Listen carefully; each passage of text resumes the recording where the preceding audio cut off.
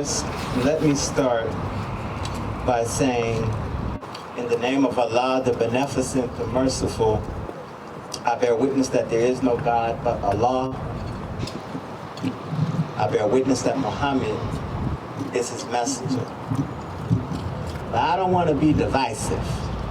Come on. I want you all to know that as Muslims, especially Muslim followers of the most honorable Elijah Muhammad and the honorable Minister Louis Farrakhan, Yes, sir. we believe in all of God's prophets and all of the messages that they brought. We don't make any distinction between any of them. So we thank Allah for Moses and Abraham and the Abrahamic prophets and the divine revelation of the Holy Torah or the Old Testament. We thank Allah for Jesus and his disciples and the revelation of the Injil or the New Testament, the Gospel. We thank Allah for Muhammad ibn Abdullah of 1400 years ago and the divine revelation of the Holy Quran. May the peace and blessings of God be upon each and every one of these worthy servants. But I would be remiss if I did not thank God for his intervention in our affairs in the divine person of Master Father Muhammad. We thank him for raising up a messenger, Messiah, one whom we've come to know as the exalted Christ, the most honorable Elijah Muhammad. And thirdly and lastly, I could never thank Allah enough, if I live to be 1,000, for the man that I am trying to represent to you today, a beautiful black man who is the most powerful and fearless black man, not only in America, but in the world. I'm talking about the Honorable Minister Louis Farrakhan. In their names, yeah, give him a hand clap. Absolutely. We greet you in the greeting words of peace. We said in the Arabic language, Assalamu alaikum. And if you don't know what that means, it simply means peace be unto you. And whenever Muslims greet one another, and whenever we greet any of our loved ones, we wish them peace because we live in a world where peace is missing. Is that right? We're living in a place, in a space where, man, it's hard to find peace. My portion, and by the grace of Allah, I'm hoping we can wrap this thing up together and realize why we're really here. My portion is about community safety and village. They gave me a little bit more time, but I promise I won't keep you all too long because I know it's hot out here. But first, before I get to it, I just want to thank you all for coming and being a part of 1,000 black men who lead on the Capitol. Give yourselves a big black round of applause.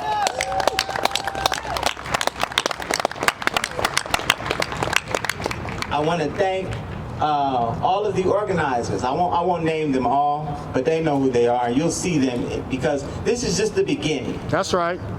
The follow-up is what's important. But I do want to give those brothers, and there were 10 of us, even more at the end, who helped to put this together. Let's give them a round of applause.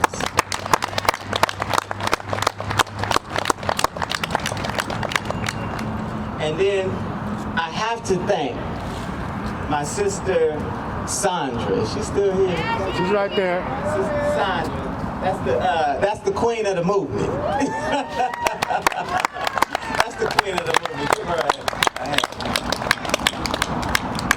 And she honestly was the inspiration of this entire endeavor.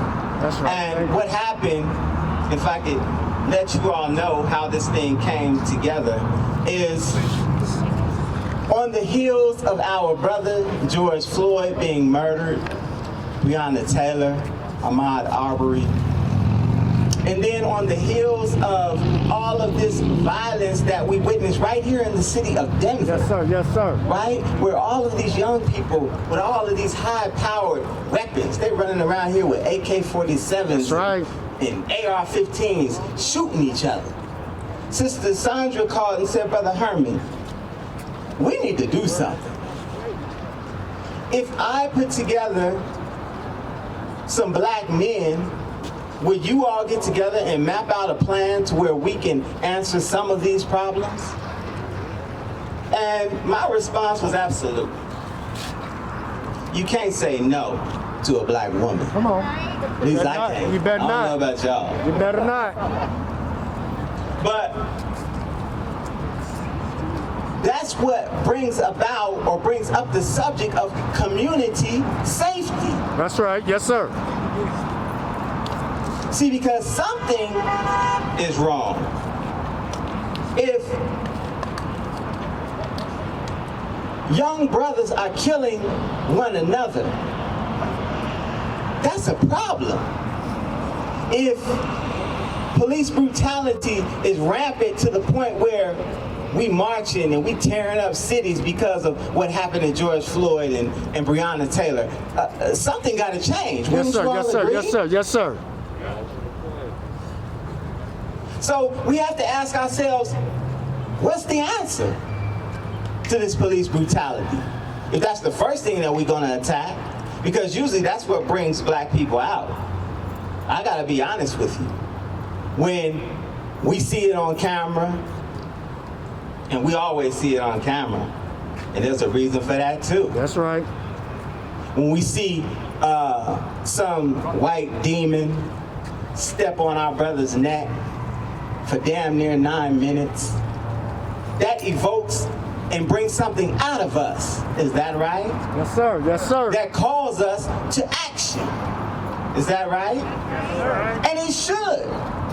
Because there's no way in the world we should be victims of this type of police brutality when we're paying these people to do their jobs. That's right. Is that right? Yes, sir. Come on, y'all gonna have to talk to me. Yes, sir. We're gonna have to agree on truth. That's the first thing that we have to do if we're gonna be able to move forward. So, when George Floyd was murdered on TV or on social media, because now it's always social media, and they play that image over and over and over again. And I have to thank my brother Jason, for talking about that mental health piece. Do you know that that is mentally damaging to you when you watch it? That's right. That's why they put it on there. It desensitizes you, you right, brother, to your own murder. That's right. And so they play it over and over and over and over again. And it makes us feel some kind of way. But guess what it does to the white supremacists? Encourage. It emboldens them. That's right. That's right. It is akin to a theater lynching. Y'all know what a theater lynching is? Yes, sir. Back in the 1920s, well, not even back in the 1920s, I can say in the 2020s now. But when they would find a brother to hang and lynch him up somewhere in the woods, they would, sometimes they would sell tickets. That's right. That's right. Come on. Speak truth. I'm just telling the truth. Speak it. Speak it. They would sell tickets and sell souvenirs after they hung you and mutilated you and cut your appendages off, right? That's right. But what is the answer to end it? How are we going to become safe? And on the other end, on the flip side, what about when we kill one another? Shouldn't we have the same type of response when we kill one another as we do when the police kill us? Yes, sir. Yes, sir. Yes, sir. Yes, sir. You hear what I'm saying? These are our babies killing one another. These are our babies killing one another. We should be totally outraged. Is that right? Yes, sir. That's right. But here's the problem. Because there's a lack of love for your own black life. Let's get it back. Let's get it back. I'm going to say that again. Come on, say it again. At the root of it, there's a lack of love for your own black life. That's right. You don't value you. That's right. Come on, speak. And if you don't value you, it's impossible for you to value anyone else, especially anybody who looks like you. We have been victimized and taught a self-hatred that is so deep that we need some serious relief. We need some serious mental health care, like my brother was talking about. Yes, sir. So, when the police beat us, I'm getting back to the police, and I'm gonna go back to us, because we're talking about community safety. Now there's a movement to defund the police. Come on. Right? Mm-hmm. Ain't that what they talking about? Y'all watch the news, don't you? Yes, sir. Tay Anderson. Is Mayor Hancock still here? He's gone. Thank the brother for coming. But our mayor, I just saw on the news this morning, he said there's no way in hell we're gonna defund the police. No way! And can I tell y'all something? Y'all don't get mad at me. This is gonna be controversial. It's truth, it's true. But I gotta speak the truth. They shouldn't defund the police.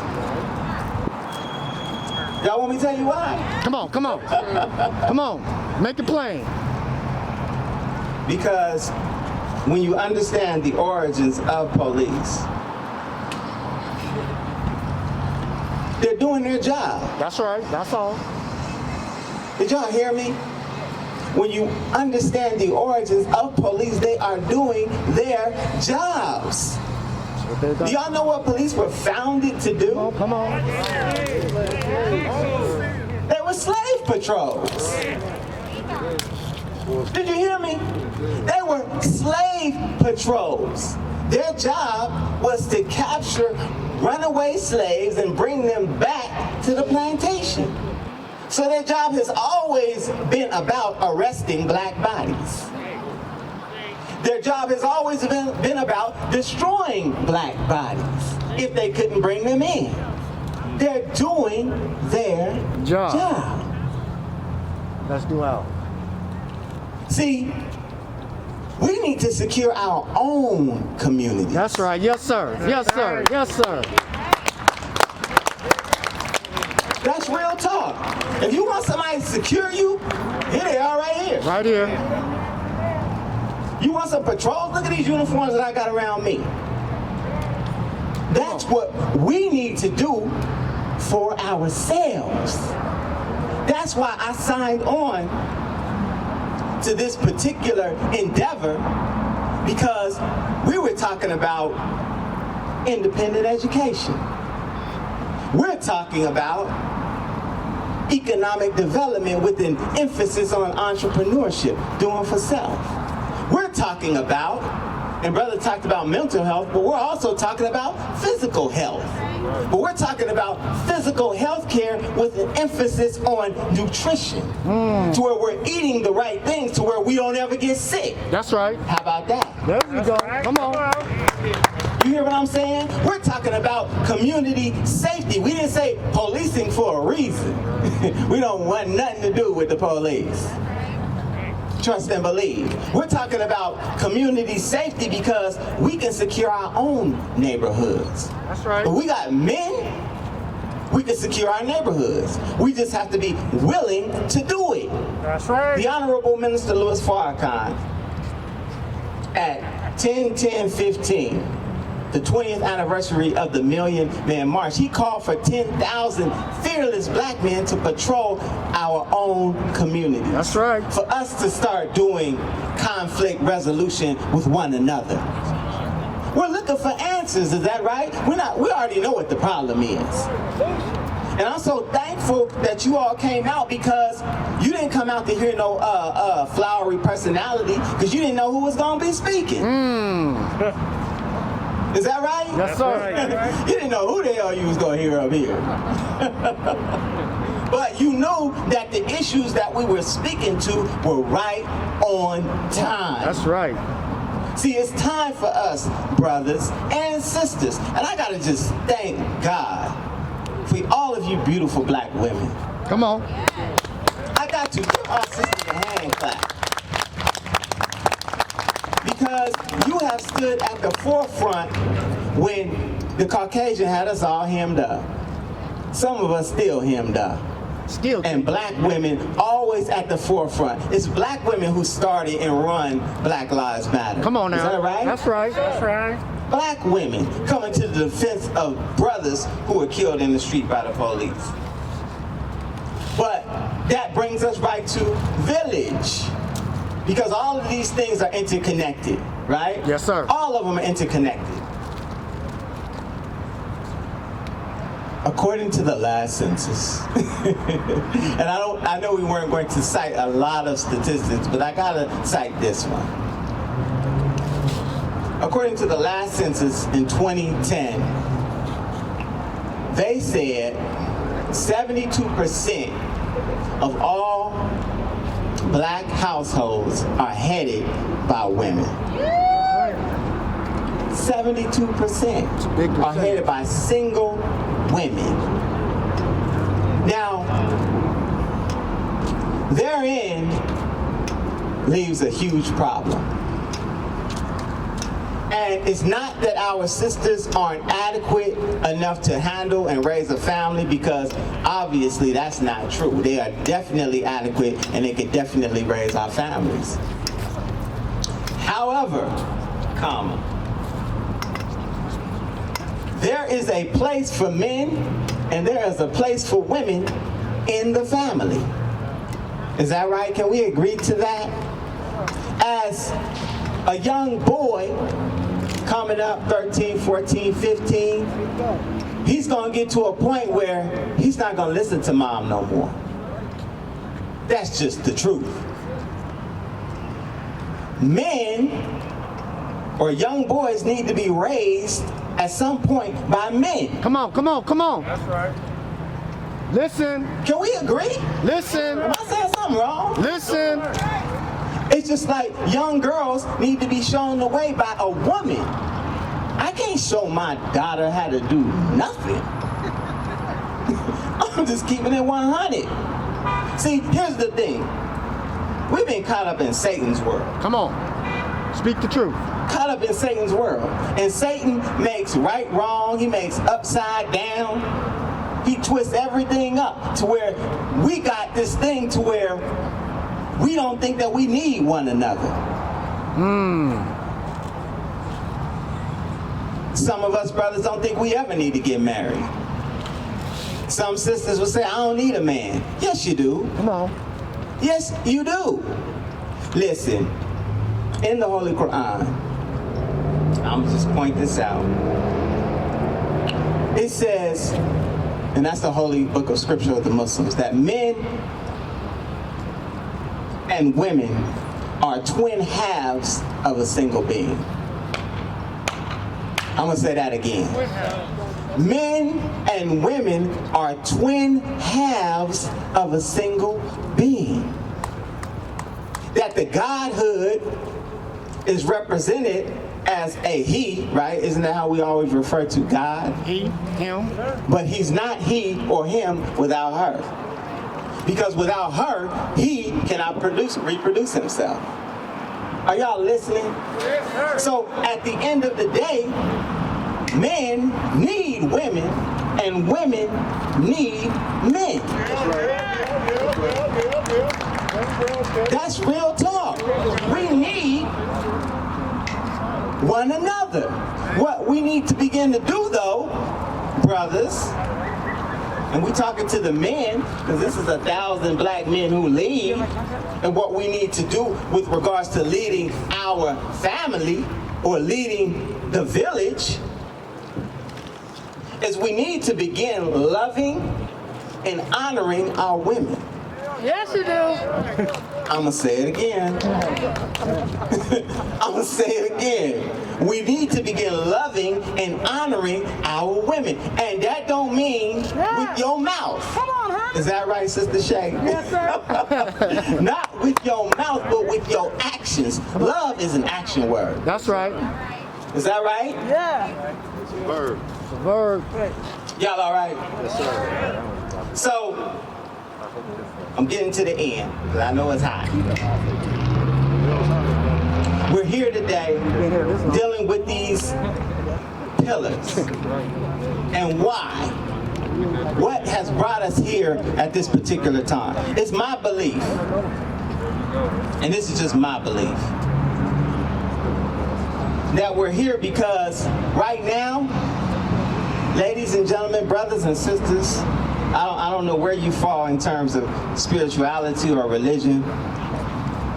You might be thinking like I'm thinking, but I'm thinking that right now, we're in the midst of God's judgment. Come on, come on, come on.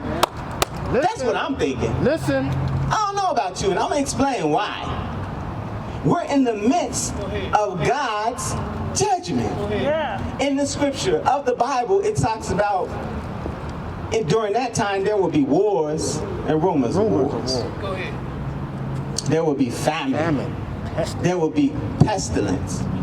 Now, talk about famine. Didn't they just remove a bunch of homeless people from right across the street a couple of weeks ago? Come on, yes, sir.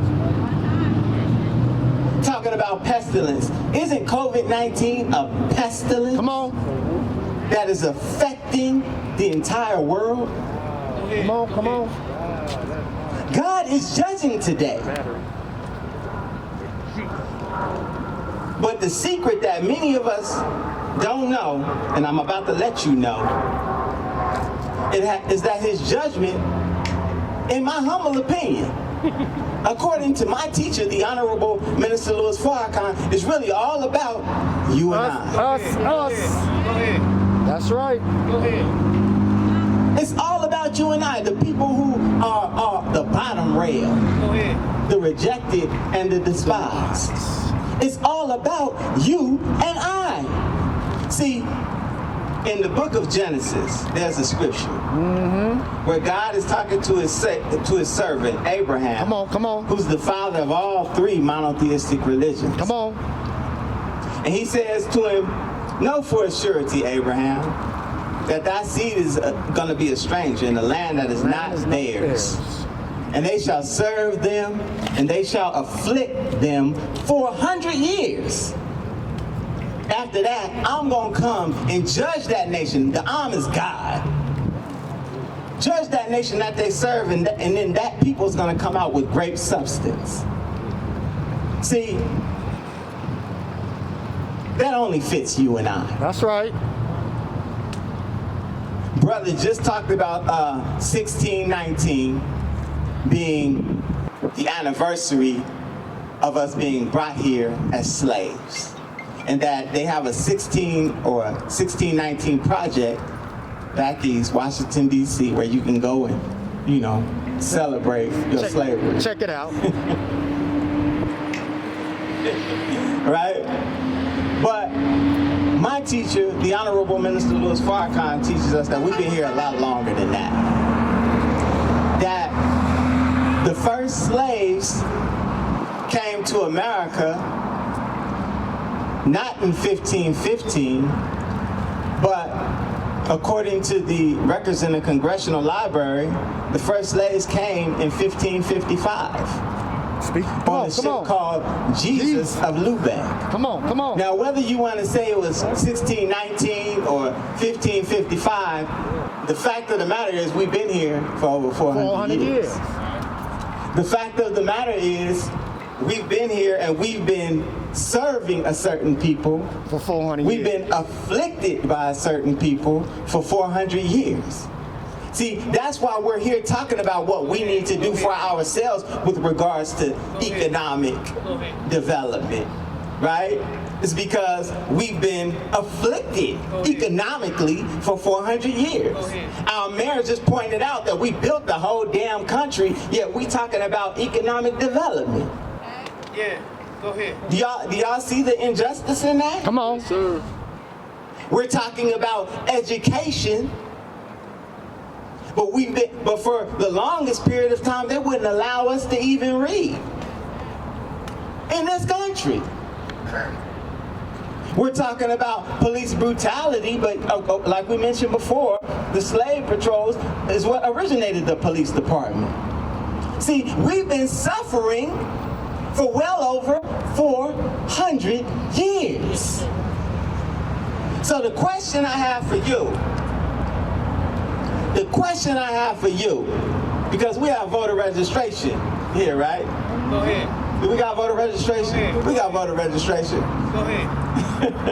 Who you gonna vote for? Yeah. Go ahead. Think that over now. Now, after all I just said, who are you gonna vote for? Are you excited about Kamala? Come on now. Or Biden? Or Trump? Or Pence? Who are you gonna vote for? Let's get it real now. Shay J. Shay J, there we go. Shay J. We gotta keep this 100. Vote him out. Keep it real. Man, we've been here since before America was even a country. That's right. Now you put that in your mind. You've been in here since 1555. America didn't become a country until 1776. Then you didn't get the right to vote until 1964. Go ahead. Go ahead. Making sense now. Making sense now. Are y'all listening? You done had 45 presidents, only one of which was black, and he was truly an African American. Only one. And everything that he did, the Affordable Health Care Act, your boy Trump gonna make sure that gets undone by the time he's out of there. So who are you gonna vote for? Shay J. See, the political system, brothers and sisters,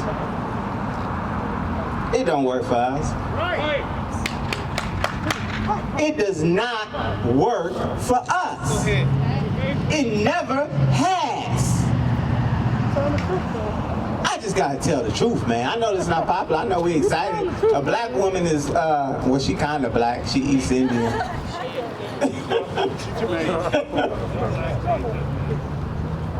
But what is the platform that she gonna stand on our behalf? I'll tell you what she gonna stand on. You spend money on Nothing for us. corrections in California. I would rather we just opt out. And I know that I'm not gonna tell you who to vote for, not to vote, or vote. I mean, if you think that it's gonna answer your problems, go ahead, by all means, go ahead and vote. And vote for whoever you feel like voting for. And may God bless you. But then at the same time, That ain't blessing. Go ahead. Go ahead. be real. Be real with it. See, I'm gonna tell you, no, I told you I wasn't gonna tell you who to vote for, but I'm gonna tell you who to vote for. Come on. Okay. Tell us who to vote for. Yes, sir. I'm gonna tell you who to vote for, then I'm out. Jesus 24. Y'all all right? Yes, sir. See, what you all need to vote for is vote for separate and independent.